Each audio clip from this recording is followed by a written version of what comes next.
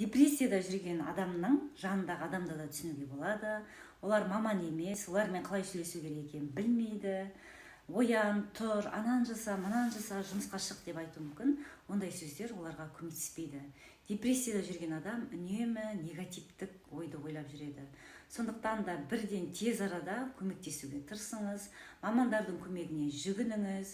Депрессияда жүрген адам, көмектескісі келген адам және маман үшеуі отырып ашық түрде жұмыс қалай жүреді, сол жөнінде сөйлесіп алса болады. Психологтар мысалға 5%-мен ғана жұмыс жасайды.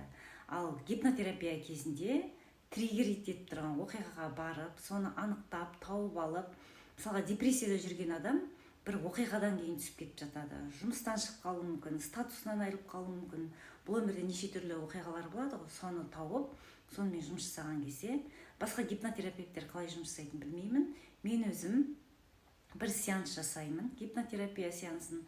Содан кейін бір апта бойына психологиялық көмек көрсетіп тұрамын. Егер де сол көмектессе жақсы, егер көмектеспесе, екінші аптада тағы да екінші сеанс жасап, ары қарай тағы да психологиялық көмек беріп тұратын боламын. Қандай да бір сұрақтарыңыз болса, 8-776-020-78-18 телефонына қоңырау шалып, бізге хабарлассаңыздар болады.